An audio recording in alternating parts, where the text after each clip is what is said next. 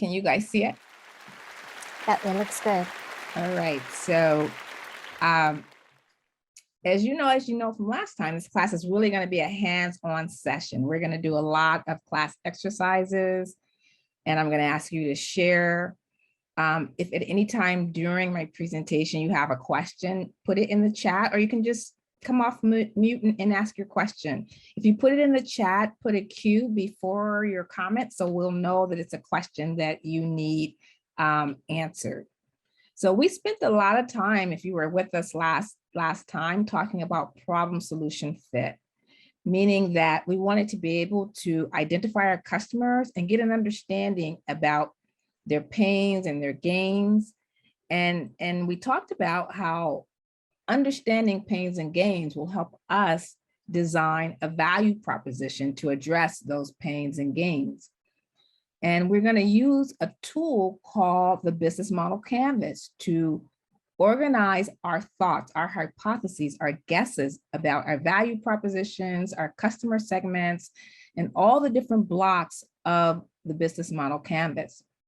And usually when I teach this course, before the students come into the course, they've filled out some segments of the business model canvas.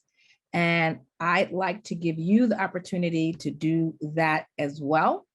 So what I'm going to do, I'm going to stop sharing and see if I can put a business model canvas template in the chat. So bear with me a minute, see if I can do this. Just the customer segment session and the value proposition.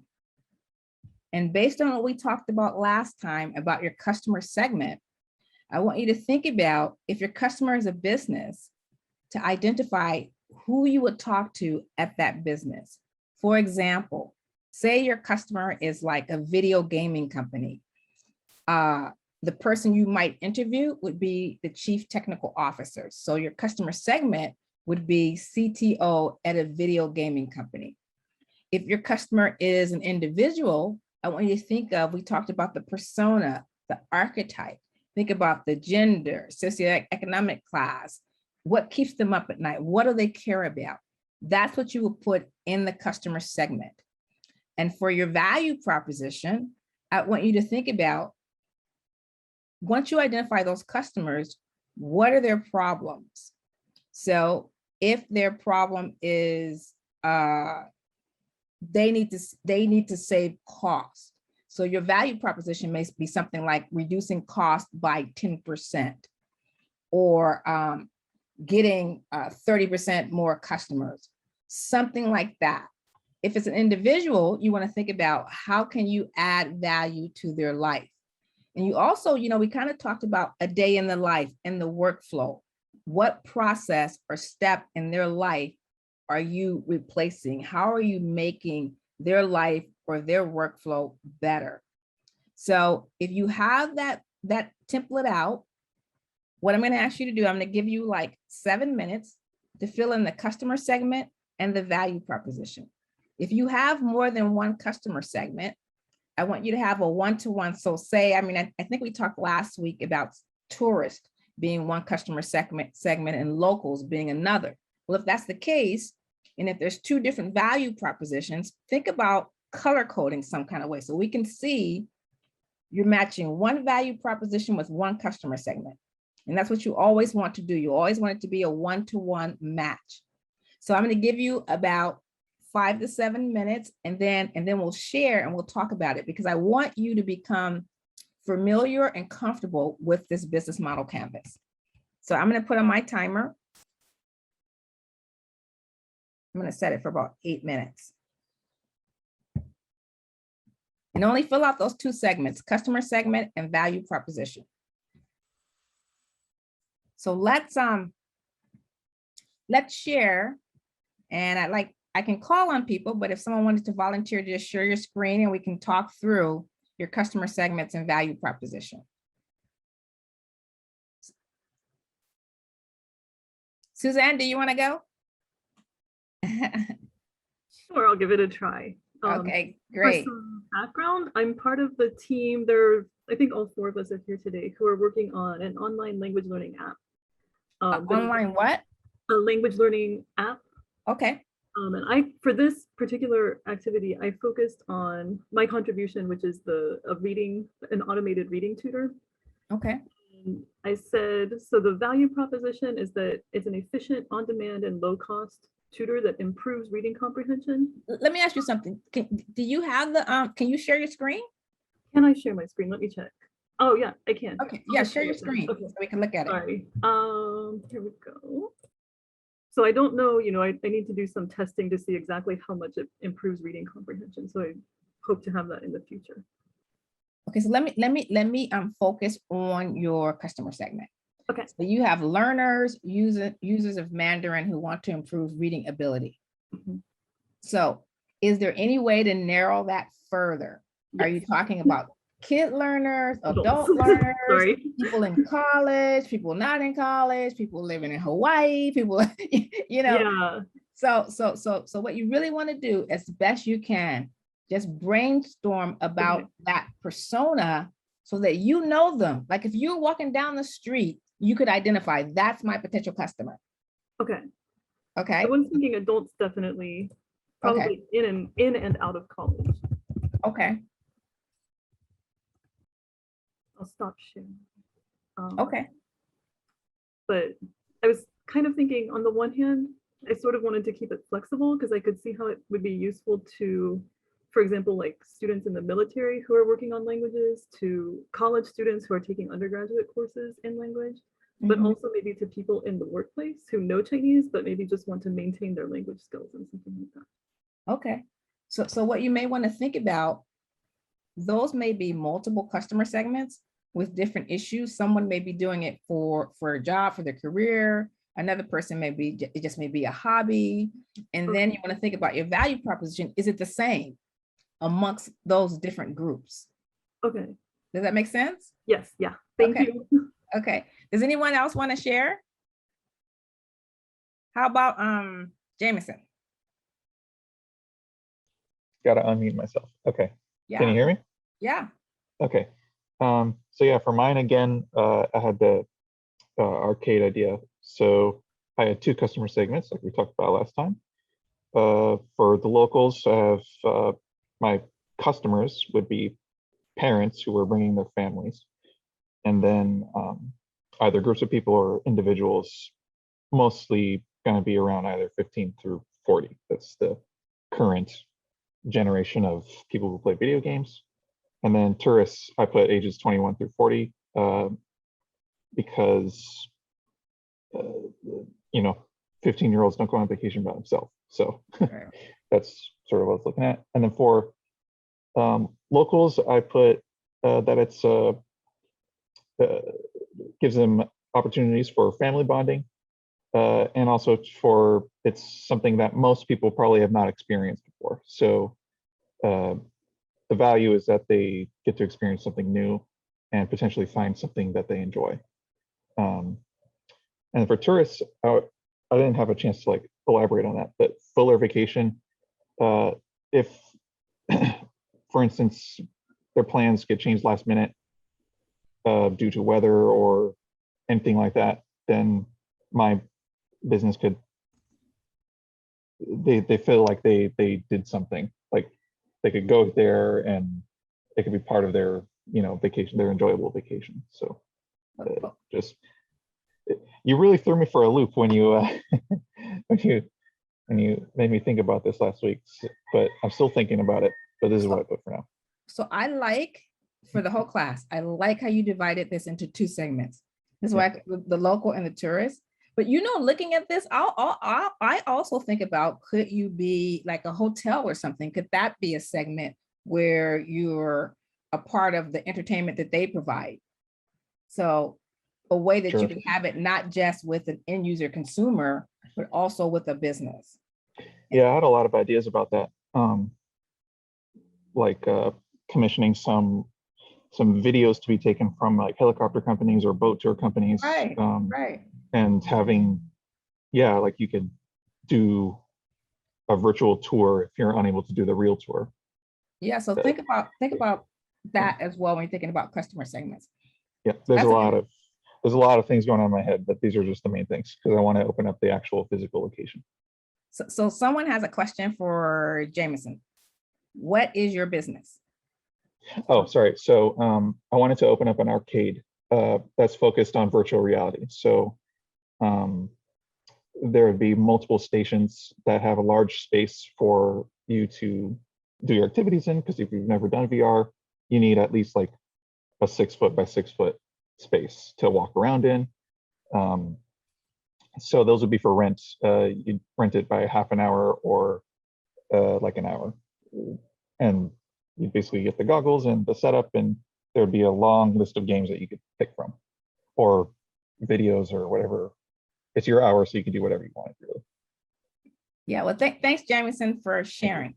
Does Thank you. anyone else want to share? Maybe one more, maybe how does someone raise their hand? Yes. Kwong. Yeah. Okay, you want to share? Hello. Yeah, I can share my screen. Okay. This is the business model canvas for my startup idea about the Vietnamese fast food chain. So the customer segment that we aim to are the people who want healthy fast food. They include the students, the Asian customer, and maybe the low-income workers. Yeah, we chose the student because the student, they have understanding about the healthy or unhealthy food, and they need convenient food to spend more time for studying and entertainment. So I interviewed some students, and they said that the reason that they do not consume more fast food is that because they think that fast food is unhealthy. So I am on students, and Asian customer do not enjoy a lot of fast food at the moment because they think that the food is unhealthy for them. So this is the customer segment, and the value proposition is that our startup makes the fast food healthy. It helps improve the health of the customers. Okay. So you're improving the health. yes, that's right. Okay. Yeah, we provide the healthy food and also provide them the convenience at the same Okay. time. All right. Thank you, Kwong. Thank you for sharing. So what we've been focused on with the business model canvas is this section of the canvas which relates to desire, meaning, is there a particular customer segment who has a problem that you can solve? Is there a desire for your solution? And so even if you come up with and you say, hey, there's people that have this problem, what you have to think about, are there enough people with the problem? You have to start thinking about how big, how large is your market. And this is where you ask, is the view worth the climb? Is your market, is it like everybody in Hawaii? Is it everybody in the United States? How do you get to this number? Well, you know, it's not everybody. It couldn't possibly be. So what you want to do is figure out who are the relevant customers. And part of how you get to that answer is being able to come up with your persona, your archetype of your particular customer. So that's why I've been pushing you guys to say, who is the customer? Because that's going to help you come up with a realistic view of your market. And so when you do that, you say, okay, even if you come up with the archetype, even if you come up with the persona, how many people want and can pay for your product or services? And you can start figuring this out. You can look at industry reports that you can find these at universities, business school libraries, market research reports. You can even look at a competitor's press release to get information about the market. But what you really want to look at is a target market. How many customers can I expect? And this is where you may have to do some research. And I just want to give you an example of how people, they get this whole market thing wrong. So say someone has like a smartphone app And they'll do some research and they'll say, okay, there's 1 billion smartphone owners in the world. So this is my total market. That's not your market. What if the app is only in English or works only on the iPhone? Then the served available market is smaller. And your target could be even smaller because it could include only Apple App Store customers. So the next step would be to estimate what percentage of customers would actually buy the app. This is how you do it. And it takes a little bit of work, with the first part being identifying accurately that customer segment and then narrowing it down until you get to a realistic number of customers. And then you can decide, do I have enough, if I have problem and solution fit, are there enough people that want and can pay for my product or service? So I've talked a lot about customer discovery, meaning interviewing potential customers. And I want to prepare you for that. And so we're gonna do some of that work today. So the goals of customer discovery are to first identify your customer, then identify that when you're interviewing them, the biggest issue that your solution can address. Identify how urgent is the problem? How often does it happen?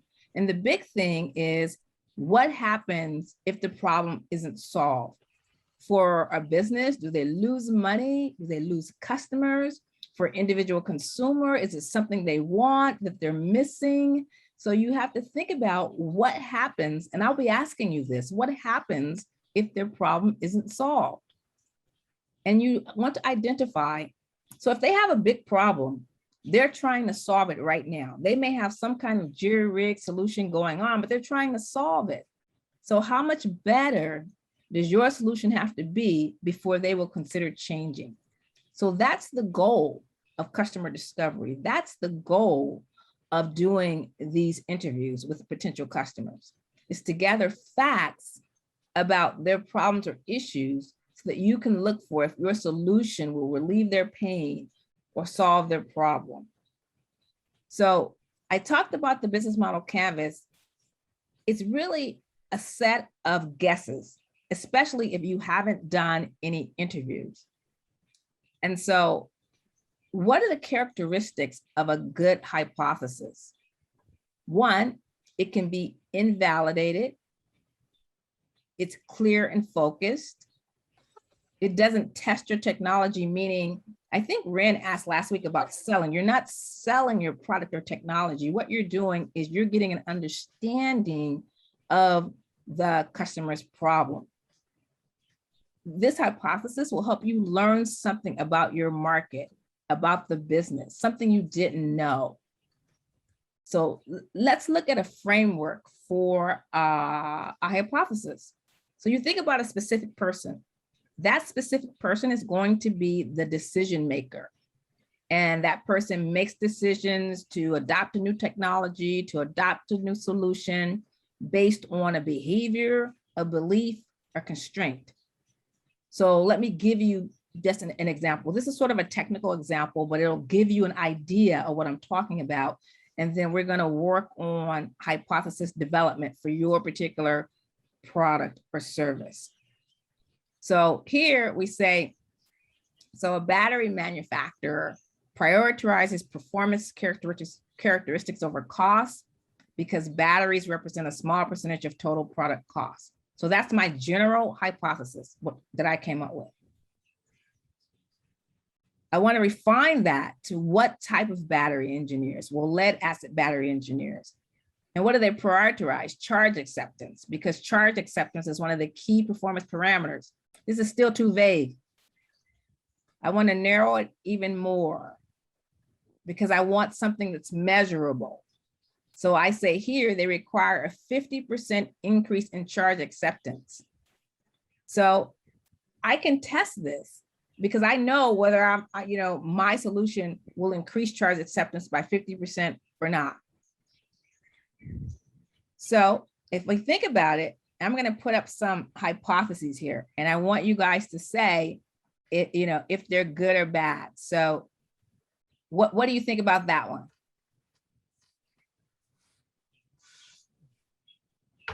Anybody, come off mute and tell me what you think about that hypothesis. Is it good or bad? It's a good one Why do you think it's good? because it reflects the reality. So Kwang, I think this is a bad one. You know why? Because you don't learn anything from that. We know mothers don't want their children to get bug bites. Okay. See, if we say no mother would want their kid to get bug bites. So this is not a hypothesis that we would come up with before an interview. You don't want to come up with a hypothesis that you know is true. Yes. You want to think about what is it that I'm learning. Thanks for sharing though, but I want to make that point clear. So what about this one? Is that good or bad?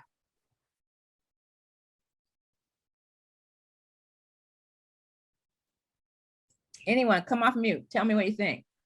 Good one. You said it's good? Yeah, I Okay, think you're right, Quan, you're right. You know why this is good? Because we talked about roles last week. Decision maker, influencer, end user. And this helps you figure out who it is you're interviewing.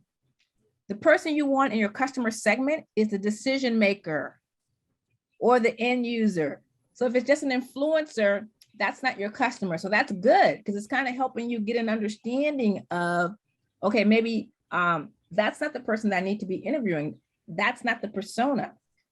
So it helps you get you're learning. That's why that one's good. Okay, what about this one? Good or bad? That one seems good because it's specific and measurable. That one's better, right? It is specific and measurable, but I don't know if it's important. Remember I said, is the customer's problem, is it urgent?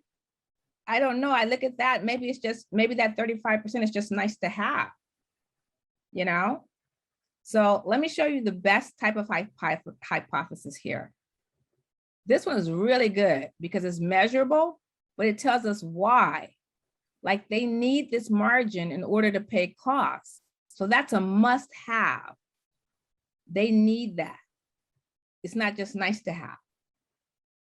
So I want you guys to think about your decision maker, your customer, your decision maker, and come up with 3 hypotheses that you think about that you can test during the interview. Something about them. And we're going to share. I'm going to give you guys like 5 minutes and then we'll talk about it. Think about something you want to learn, not something that you know, you already know. Something that you want to learn, you want to validate. Okay, so I'm going to give you 5 minutes. I'm not sure if those hypotheses are good or bad, but I just try to. Okay, so who? Yeah. So you put it on the screen. Okay. Yes. Yeah. My idea is about healthy fast food chain, and the hypothesis are people choose their food based on the YouTuber's review. People want to eat more healthy food, but it is not convenient for them to do so. And students would buy more fast food if it is healthy. Okay, those are good. And then I'm gonna show you how to ask questions to validate or invalidate those. So Yeah. those are good hypotheses. Now, does anyone else have some to share? Ren, what about you? Hi, so my customer is not a person or like a people, but it's more like a group. It's a National Science Foundation. So National Science Foundation, so basically approves a proposal because because your proposal has potential to enhance the nation's security Let me ask you one thing, yeah, Ren. So yeah. you said National Science Foundation, that's your customer. Who at the National Science Foundation is it? So yeah, that's the thing. That's the so that's not what I'm not sure of. So it's a group, and I'm not sure exactly who reviews the proposal, but and the steps involved in the approving a proposal. So but yeah. So let me tell you something. Let me tell Mhm. everyone this. So if Mhm. your customer is a business, a government agency, something Right. like that, you should do an internet search to try to get like a hierarchy, a business hierarchy with titles on it. And Mhm. oftentimes you can find this. It may take you a little bit, but oftentimes you can find it, and it may have titles and responsibilities like a business org chart. So Right. yours might be, I don't know, like might be manager of research and design or something. I'm making that up. I don't know, but it could be something like that. So Mhm. then your customer would be manager of research and development at the National Science Foundation, because the customer is always going to be a person. It's not Okay. going to be an entity. Okay. So what's their problem? So so they want to advance knowledge of science and use that to enhance the U.S. economy or so they have certain um, goals that they're trying to accomplish, Uh-huh. and you have a proposal to meet that, um, to be able to that goes in line with their goals. Like, yeah. So So what's your value proposition then? Okay, they're trying to find enhance technology and research. What's the value proposition that you would add? that would be the proposal. So like an idea, like, so it's not like a specific idea. So like I'm currently a researcher at working under a principal investigator. Mm-hmm. So I'm trying to think of how the PI will get proposal. So and then how So I could, let me yeah, ask you yeah, this. yeah, So we're coming up with hypotheses. We want to uh-huh, think about things that just, we don't really know. So we know that they want to advance, science and technology, yeah, yeah. we know that. So we don't have to come up with hypotheses about that because we already know that. Hmm. So what is it that you would be trying to learn? So how to get that approval? So that's not it's not there's a that's the goal, right? But to come up with an approval, that's the to get a proposal approved. It's Okay. yeah, I think that's not trivial. Okay. And yeah. That's so thanks for sharing that, Ren. Let me Mhm. go back to my screen here. And so we kind of went through and had you guys do an exercise about coming up with a hypothesis for your potential customer. So if we go to the next slide, this is what I want you to think about. How would you test that hypothesis? And you test that by doing an interview. And you want to test one thing at a time. You ask open-ended questions. You focus on past and current experiences, and you try to get an understanding about why the customer acted a certain way or believed a certain thing. So here, this is an example. So my hypothesis, just pretend it's like quality managers make day-to-day operational decisions based on real-time data. So what type of questions could I ask to validate that? This is what I came up with when I talked to my team or when I talked to my partner. This was my thinking. So a question might be, how do you make decisions for the plant? Because I'm trying to get them to tell me what processes they use, what steps they go through. And then I'm like, okay, well, how often do you have this problem? Because I'm trying to see if it's urgent. And then I want to know what type of information do you use to make decisions? And I want to get them to tell me a story. Tell me about the last time you had to make a decision in the plant based on data. If I get answers to these questions, I can kind of start figuring out if my solution is something that will address their problem. So now after I talk to a couple of people, my hypothesis becomes more refined, it's more measurable. I say something like, and this is based on my interviews, I'm not really guessing anymore. I talked to someone that told me it was 75%. So I'm trying to say, okay, is that a good data point? And then I ask my same level of questions again. And I'm really wanting them to tell me a story about the last time they made a decision. And while they're telling me that story, and if they say something is challenging or something is difficult, I'm going to ask them why, because I'm trying to understand what their issues are. So the lessons learned during the interview, I really want to get an understanding of what is the biggest problem that my customer is dealing with. So, you know, you're a new company, you're a startup, and you're looking for problems, for pain points that customers face on a regular basis. And are these problems painful enough that your customer is looking for a solution? The goal of this type of question is to extract context around the circumstances in which the problem is happening. So you're going to say, really, what happens if the problem isn't solved? How do you measure success? And when you say, how do you measure success? What you're really trying to figure out is how good does your solution have to be for them to switch? So sample interview questions is whatever they're doing, what's the hardest part about doing X? And how are you currently attempting to solve that problem? If they tell you why it's hard, why it's difficult, why it's challenging, do you want to keep asking why is that hard?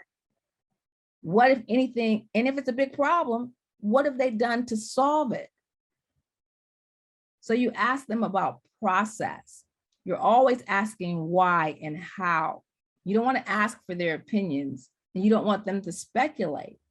You want to get an understanding of how they've solved that problem in the past.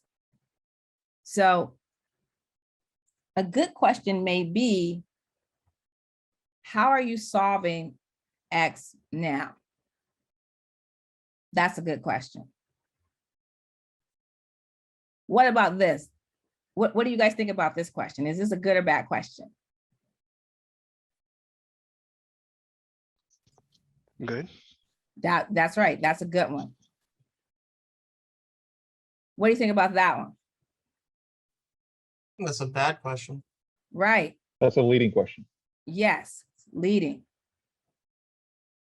What about this one? Good one. What did you say, Kwon? I think that is a good one.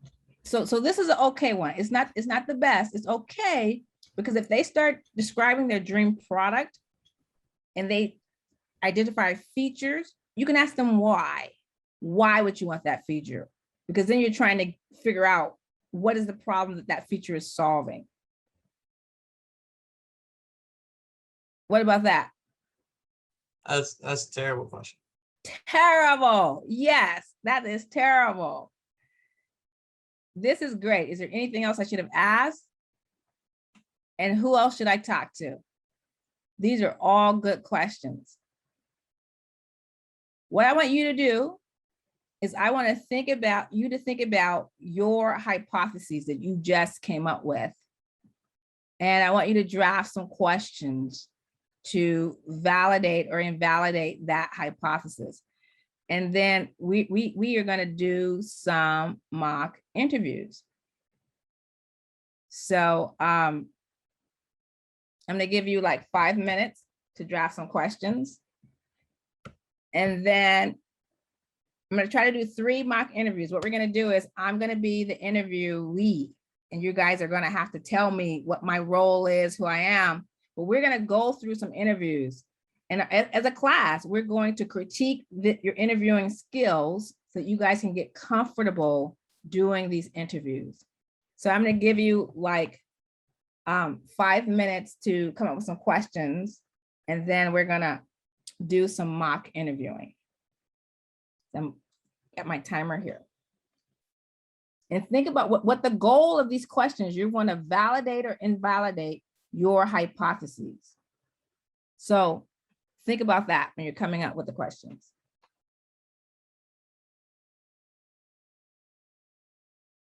So we're going to do some mocks. And so think about this. And I want to practice 2 types of interviews. The first, I want someone whose customer is a business. And then the second, we can do somebody who's a customer is an individual. So we may do 2 to 3. When you're mocking, you start with just a friendly salutation, and you remind the person why you're interviewing them. And you really want to ask open-ended questions. So let's see if we can, sorry about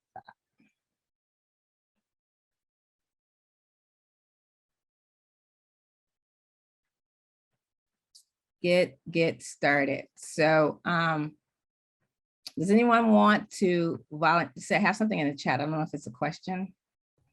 Oh, that was it. Okay. Does anyone want to volunteer? So this is what we're going to do. I'm going to be the interviewee. So you're going to ask me the question, pretend like I'm your customer. So what you'll have to do is you'll have to give me some information about who I am. I see you, Suzanne. You'll have to give me some information about who I am, what my role is in the company, or even if it's a family or something like that, who am I? And then I'm going to try to answer your questions. Now, it's not going to be perfect because I'm not the real customer. I'm just role playing here. But this will be an opportunity for you to get experience interviewing, and for the class, for all of you to see and critique this, and then we'll go on to someone else, okay? So, Suzanne, did you want to go first? If that's okay. Yeah, that's fine. Okay. I find your feedback so helpful. So yes, I'm very eager to give it a try. Okay, so like I said, we're working on we're thinking about maybe some online resources or an app for language learners. So we're targeting people who are learning a language or else in the past have learned a language. So you're someone who has at some point learned a language. Okay. And it can be, we're really looking at pretty broadly any language right now. So. Okay, so let me tell you something before you start too. Yes. I want you to have your hypothesis in mind, right? Because that's what you're trying to validate. Don't tell me what it is. Okay. Oh, sorry. Yeah, don't tell me what your hypothesis is. Yeah. After we finish, I'm going to time us for 5 minutes. I'm going to ask, did you validate or invalidate it? Okay. Okay. Okay, so I'm ready. Okay. So, as a language learner, can you just tell me a little bit about how you came to know this language?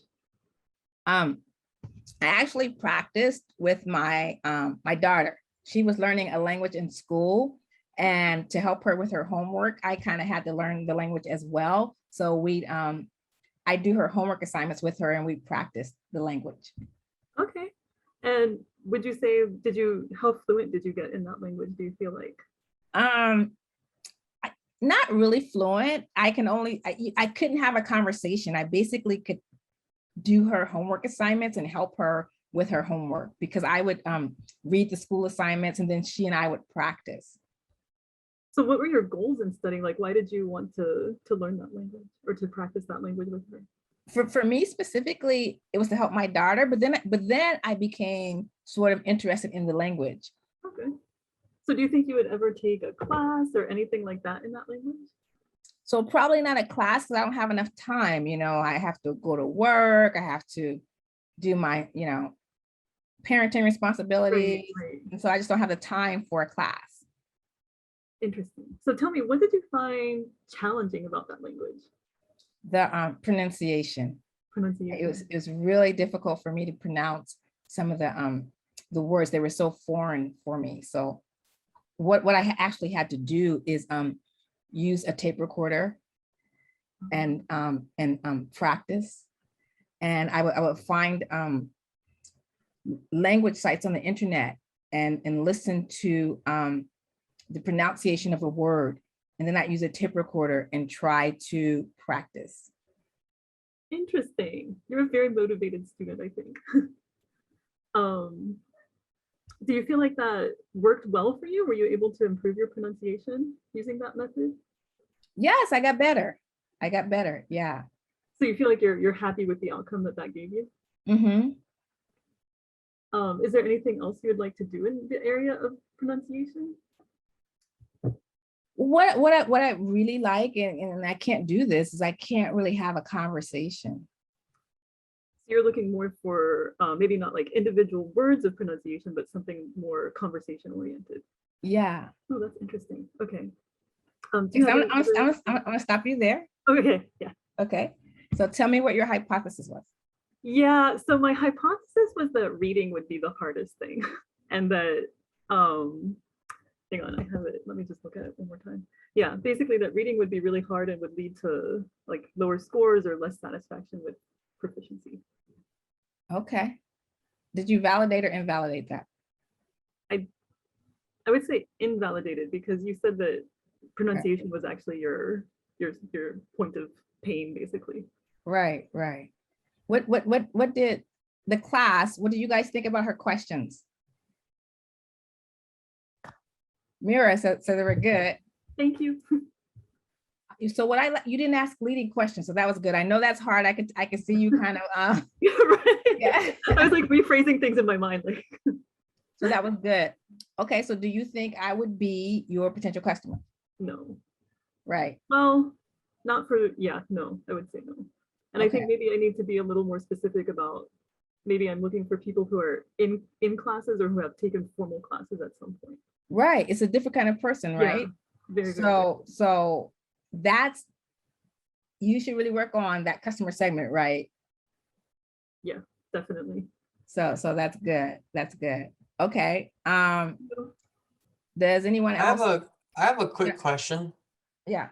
So for our hypothesis, we have very like narrow, a very, what is the word? Where it's very specific, and then we're trying to find customers that match that. But let's say if the customer doesn't match, should we change our product to match the customers, or change our customers to match the product or service? That's such a good question. What you should do first is, if the customer doesn't match, look for a different customer, because maybe you have the wrong customer segment. So with the question with Suzanne, the question and answering, I was just the wrong customer. That doesn't mean she doesn't have, that doesn't mean there's someone out there that doesn't have a problem where she could solve it. It could, I'm the wrong customer because I'm not in class, I'm not trying to read, I don't have homework and all this stuff. So she needs to find that person. So maybe that person is, I'm making this up, and a freshman who's taking a language at a university. Maybe that's that person, or at a community college, or something like that.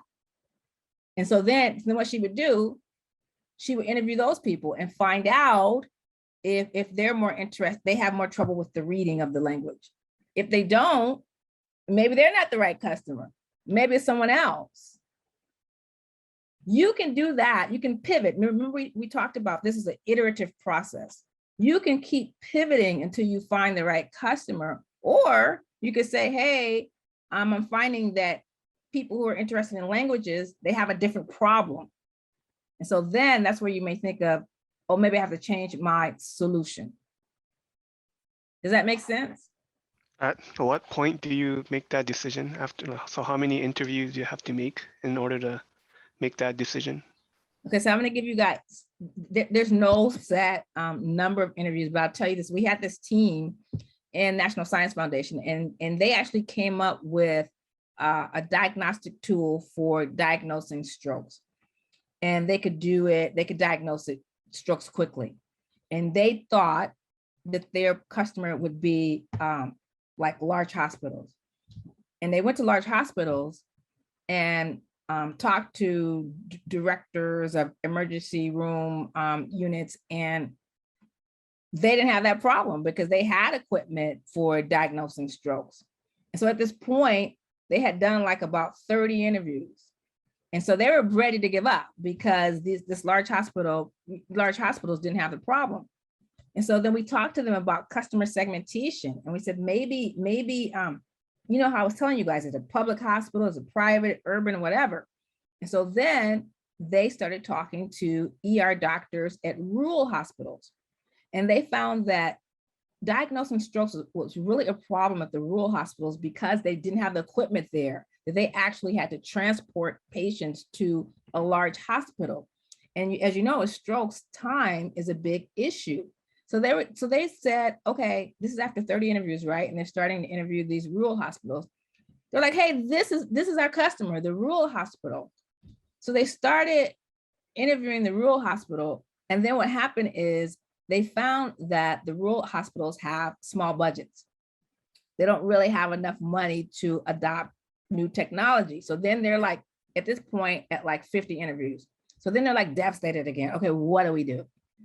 Then they found out that there were these companies that were kind of mobile stroke companies. Their customers were rural hospitals. And they actually go around the rural hospitals and help them with different diagnostic techniques. And they're like, okay, that's our customer. And so they had interviewed, I would say about, in National Science Foundation, they have to do 100 interviews. So at this point, they had interviewed about 60 different entities. And then they finally found it like toward the end. But even then, you know how I asked you guys that question about market? It was like, is the view worth the climb? They found a customer, but are there enough of them for them to build a startup? They still had to think about that. So there's no quick and fast answer as to how many people you should interview. What you probably should think of a process, is interviewing until you get a pattern. So like if Suzanne, maybe she's interviewing people like me. I don't know how you would describe my archetype, but you know, I was somebody helping my daughter learn a language or whatever. I wasn't in school reading, but if she interviewed enough people like me and they didn't have issues with reading, and that's what she kept finding. After maybe 25 people, I don't know, then she was, you know, maybe I need to look at someone else. But not necessarily give up on your solution, but think about who is my customer and think about it in terms of segmentation.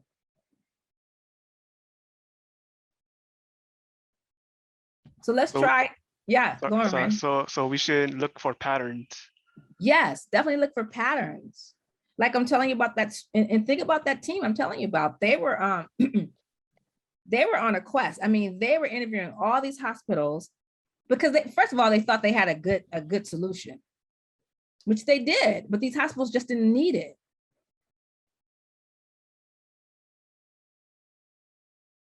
Okay, so does someone else, yeah, Mir, you wanna do a mock interview?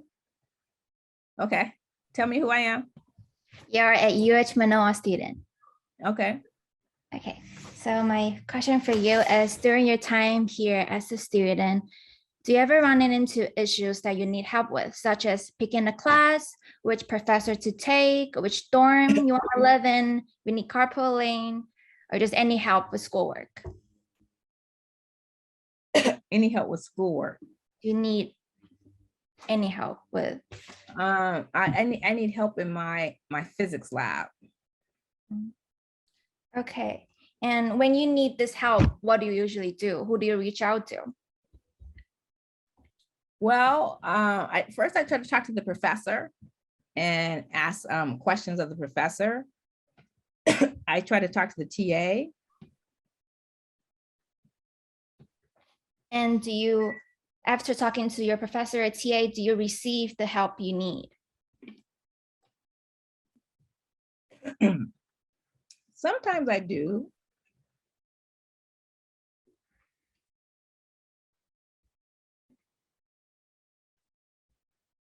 Okay. Was that it? Yeah. Okay. Okay, what was your hypothesis? I didn't really form a concrete hypothesis, but I kind of know what I wanted to know. Okay, no. No. Okay, you guys, no. You have to have because what are you validating or invalidating? Just I just want to know if you need help and if it and who you ask for help and did you get the help? If you didn't get your help, maybe I can find a solution to help Okay, you. no. What's your hypothesis? Okay, tell me who your customer is. Okay, so my customer is UHVC students. I'm building a community-centered app for students where they can help each, because I don't see a platform that all students can join online and to discuss, to connect and have this network where we can talk to anybody on the campus. Maybe we have community. Okay. So let me tell you what your hypothesis may be. Yeah. Your hypothesis could be that students have no way of connecting with each other. Okay. That's a hypothesis, right? I mean, that's your hypothesis, right? The students have no way of connecting with each other when they need help.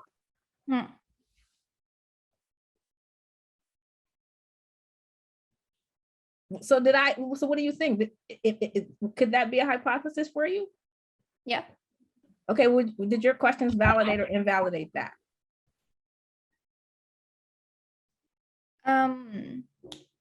Invalidate, because your type of help is more in classes and that's for the professor and TA, not for the students. Okay, That's the student connecting with students platform. okay. So what would you do next? If you met someone like me and you're trying to figure out if students, what would you do next?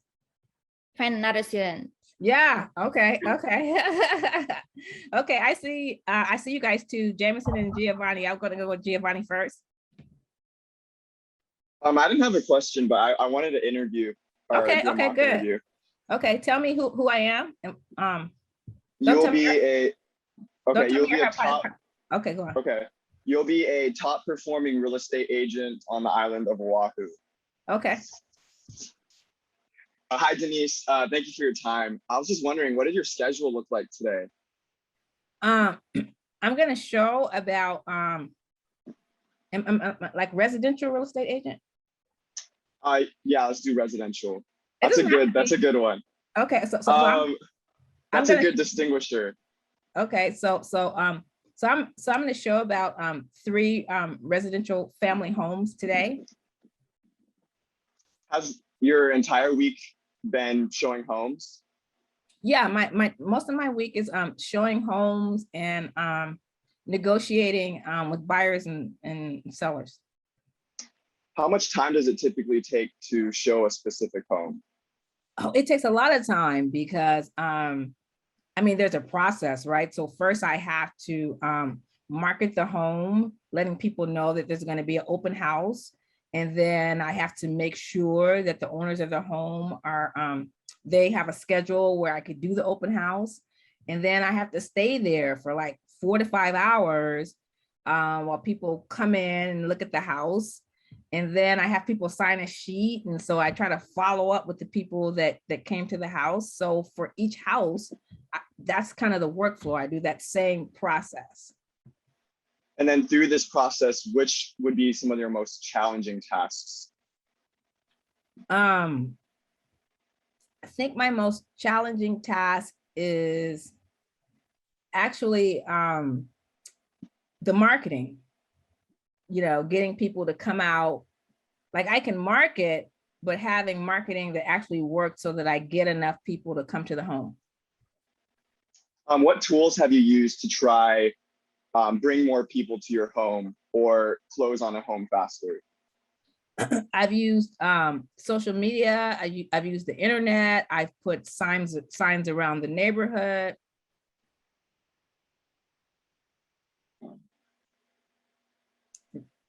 Okay. So tell me, what was your hypothesis? So a top performing residential real estate agent needs to outsource real estate photos because they have a busy schedule. So I was trying to gauge like how busy you were. Yeah. Did you say real estate photos? Yes. Okay. like when they're preparing a home for a listing. So what do you think? Did you validate or invalidate that? I think I didn't fully validate. I think I saw that you were busy, but I didn't really specifically ask about the photos. It was more, I learned more about like your processes and how you do open houses. So you know what, how a way that I think you could have, because you don't want to bring up the photos, you want me to bring up the photos. Right. So a way you could have done that. So I said marketing is the problem. And so with a part of marketing is photos and all that kind of stuff. So you could say, why are you having these problems with marketing? Tell me about, you said, tell me about how you market. And then you could have said, well, is there anything else you could talk about? You know, because Okay. it's really, I guess you're talking about like the flyer. Is that what you're talking about in the photo or the, No, so, I mean, I'm here to learn. I'm not a part of one of the teams. So I just did a quick business model of people who do 3D photos for agents. okay. So I guess when they list it on like Zillow or one of these applications, some of the real estate agents will use 3D photos or just the photos in general for the listing. And my, I guess, assumption would be that they would be too busy to do it themselves. So they would want to outsource it to someone like me who would run that business. Okay.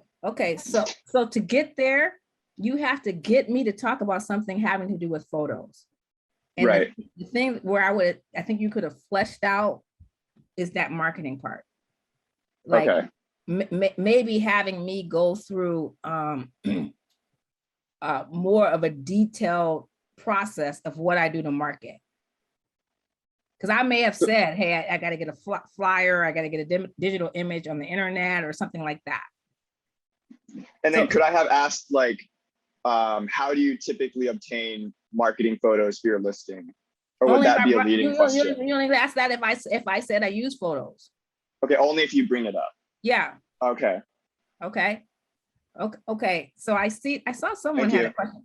Thanks. And I know Jameson's next. Jesse has a question. No, that was you, right? No, Jesse. Okay, Jesse, I'll get to you and then Jameson. Okay, Jameson, go on. I was going to say, you can answer that question because it's related to his thing. Okay. So could one question be to ask the real estate agent to break down all her job duties? Yes, definitely. But he would have still had to flesh that out more because he's trying to get to this photo thing. Right? So I'm hoping you're seeing why surveys won't work. There's no way you can flesh out in the survey. Okay, Jameson, what you have a question or you want to do a mock? If you have time, Yeah, we can do one more. We can do one more mock. We can do one more mock. And then I do have a question is based on his. What's the reason for tiptoeing around the question? I mean, why couldn't he have some place just... The reason for tiptoeing around and not asking leading questions is because you want the customer to bring up the problem. You're trying to find out what their problem is. Right. If you're saying, he's saying, okay, the problem is photos. My problem is I might not even think about photos. Photos might not even come up on my radar. Mm.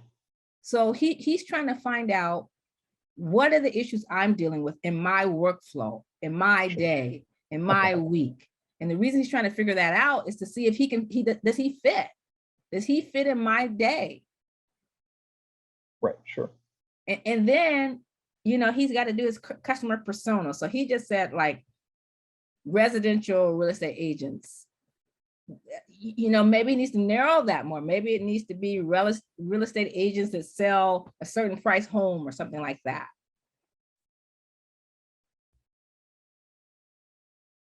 Does that make sense? Yeah, no, it's fair. Yeah, no, I get it. Okay, so we can do one more and then I'll go on with the with my slides. Okay. Should I start with my hypothesis or? No, don't tell me because don't tell you. Okay, okay, got it. So in your role, you are a parent of a family. We'll say your children are like 9 and 12, something like that. Sure. Okay.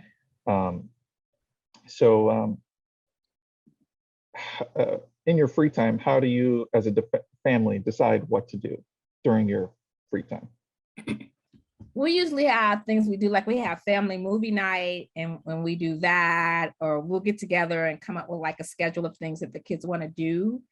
And then we'll pick one based on our time, the time of the parents, how much time we have. And is there a particular activity that you choose to do more often? I say the family movie night we do the most because it's the easiest. You know, it's right there. We can stream a movie. We can all get together. We do hiking. We like outdoor activities on the weekend. Okay. And how often do you take your family out for activities, not in your own house? Maybe like twice a month. Okay. And when was the last time that you as a family decided to try something new? Usually when we try something new, it's usually something brought up by one of the kids. Okay. And does anybody in your family play video games? It's my daughter plays video games. Your daughter plays video games. Has she ever tried virtual reality, or does your family own a virtual reality headset? We don't have virtual reality. Was there ever any interest in trying it? We Did you just see a haven't had commercial? we just haven't had that discussion. Okay. All right. And yeah, that was all I had so far written. Okay. What was your hypothesis? So this is specific to the locals. My hypothesis was that families often make impulse decisions about what to do with their limited free time, and that they would pick the most exciting option that there is to them. But Okay. obviously you invalidated my theory with that interview. So you know what? So let me Well, say, it yeah. could be, okay. So maybe my type of family is It was like on the fence. Yeah. it's a 2-career family, right? Always busy. Yeah. Busy schedules. So I have to plan. Right. So maybe it's a different family model where they don't have to plan as much. Gotcha. Like one parent staying at home or something. I'm just trying to think about how you're doing these interviews, and maybe look at 2-parent home, both people working, maybe one parent working, just different variety of that to see who might be more open to impulse. Okay. Well, That's what I'm thinking. I'm just thinking a busy mom won't be. Right. I don't know. She wants something a little bit more structured. Yeah. Okay. So I do have a reservation system for my business. So okay. Yeah. And then I didn't have any questions written down for it, but for the tourist part, Yeah. My hypothesis was tourists want to maximize their vacation time with as many activities as they can. Okay. Does that sound like something that I could potentially? I think that's a good hypothesis. And then you ask questions about like, what are the types of things they like to do on vacation? What is their planning process? Things like that. Sure. Okay. Got it. I'm gonna go back to my screen. So I want to talk about now how you actually get interviews. And I want to encourage you guys. This is not required as part of the class. I know we're going to meet again in March, but I want to encourage you to do 3 to 5 interviews. I'm telling you, will get so much insight about your potential customers. And I want to talk to you about the way to get interviews. If it's a business to business, the best way is through a warm introduction. And I know that's easier said than done because you might not know someone. But if you have a LinkedIn account, you can, go to LinkedIn and look at who you're connected with and try to see if you can get an introduction. That is by far the easiest way. Now, if you can't get a warm introduction, then you can do cold contacting. You can cold contact someone on Facebook or on LinkedIn, something like that. If it's a situation where you are going to a business, a government agency, a nonprofit, try to do some internet searching. I just did this quick thing for IBM, the org chart. And the reason I wanted to do this is I wanted to show you how you can find titles and names of people. It's not always the case, but you can do that sometimes. And you can at least find different responsibilities and the names of people who do different responsibilities.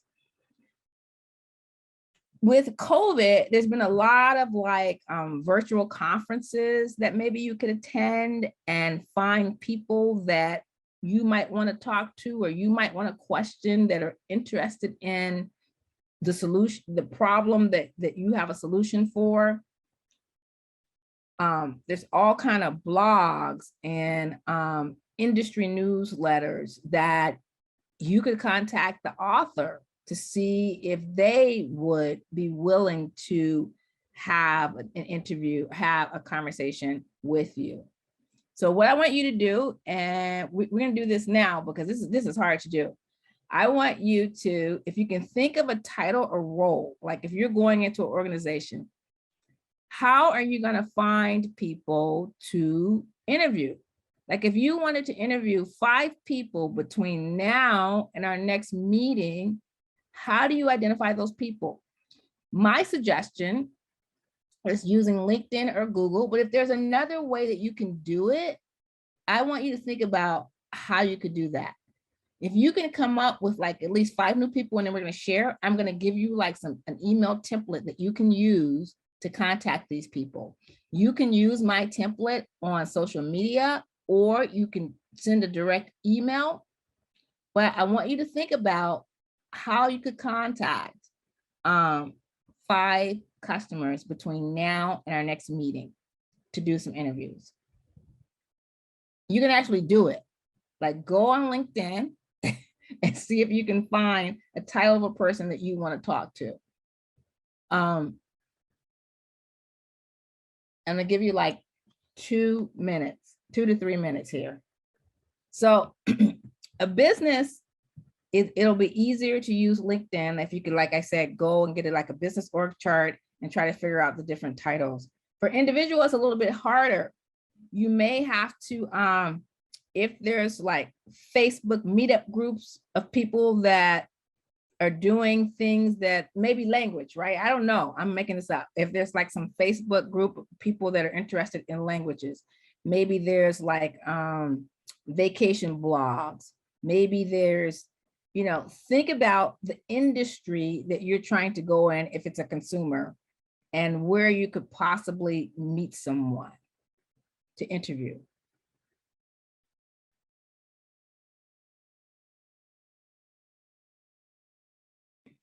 Okay, let's, does anybody want to volunteer? What about, Kwang, I see your hand up. How would you identify Yes. people? Yes, because my startup is about the fast food chain.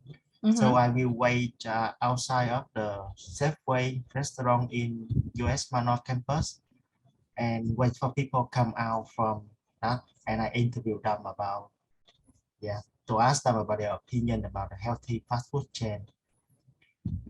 That's good. You don't, so that's a good way to identify them, but don't ask them about healthy fast food chain.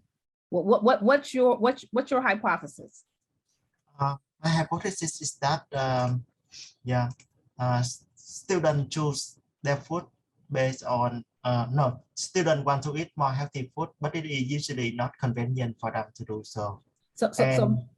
So maybe you can ask them some questions like, do they have any issues around meals? Just that broad question. Do you have any issues? Yes. Do not bring healthy into it. Yes. And wait to see if they say they want to eat healthy. Okay. Yeah.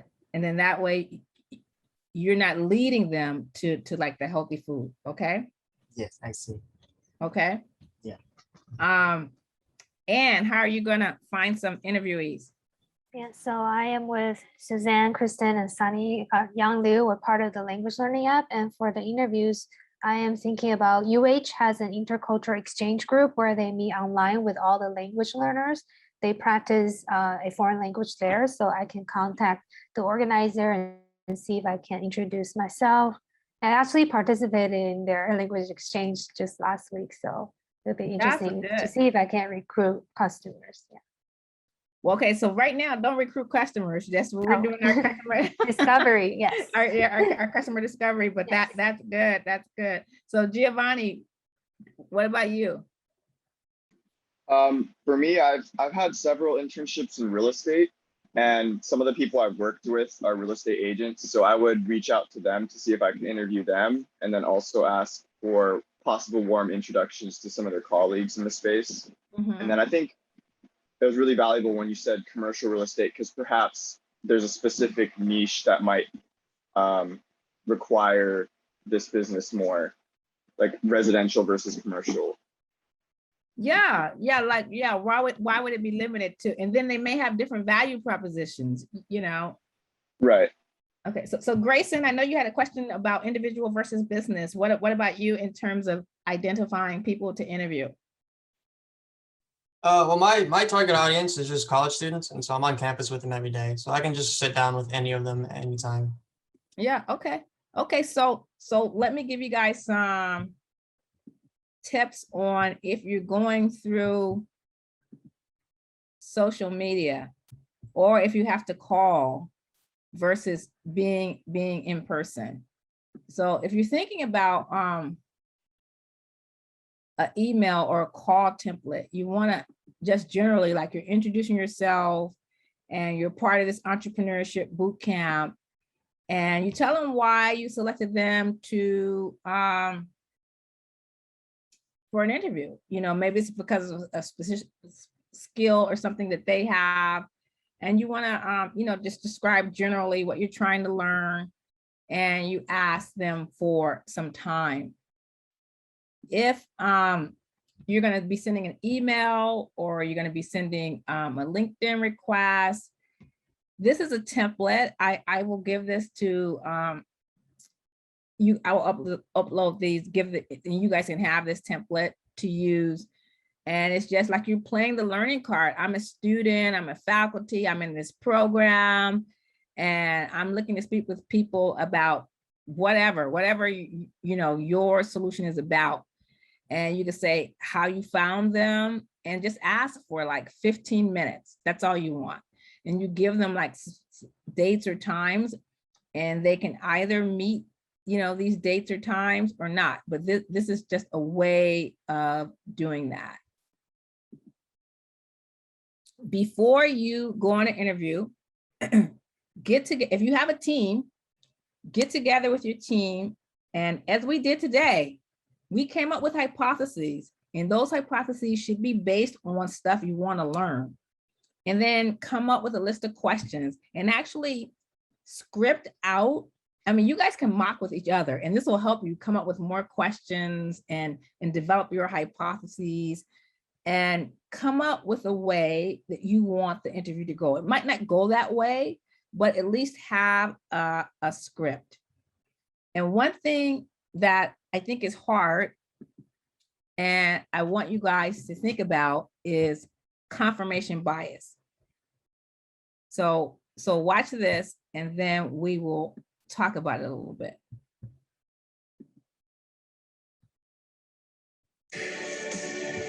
What do you think the chances are of a guy like you and a girl like me ending up together?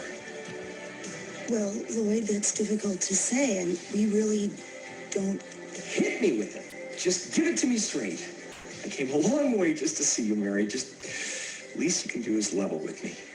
What are my chances? Not good.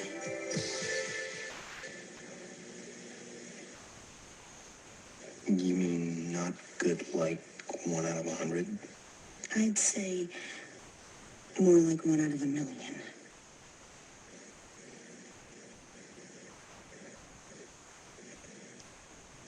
So you're telling me there's a chance? Yeah! I wanted to show that because people, you have in your mind, right, that your product, your solution, your whatever is the greatest thing since sliced bread. And when you're doing these interviews, you'll say, yeah, they need photos. Yeah, they need healthy food. Yeah, they want to go to the video arcade, because you're thinking that whatever they said is matching your solution. Try to go in open. Try to go in with not leading the questions, and really just being there to hear what their problems are. Hearing what their problems are can help you come up with your customer persona, can help you come up with your customer archetype, can help you decide who to spend your time interviewing. The goal of this is to really see if you have problem solution fit. That's it. So I showed you that business model canvas. You can't even go around that business model canvas if you don't have problem solution fit. And that's why I'm spending so much time on this. There's no use in looking at how you get customers. There's no use in figuring out a revenue. There's no use in figuring out anything if you don't have problem solution fit. Okay, so that's what I have for content today. It's not required, but I really want to encourage you guys to do some interviews, and then we'll share and talk about that next week. Do you guys have any questions about developing a hypothesis, validating or invalidating? So let me tell you what you should do to keep records of it. You should keep a record of your hypothesis. Write that down, and then write down the questions you asked to validate or invalidate it, and then the result. Did I validate or invalidate? I'm going to give you these charts, but I'll give you a sample template you can use to record your interviews. And this will be your record of what happened. And by looking at this will help guide you in terms of your customer segment and in terms of what's next. What are the type of questions you need to ask? And I think someone asked about varying their solution.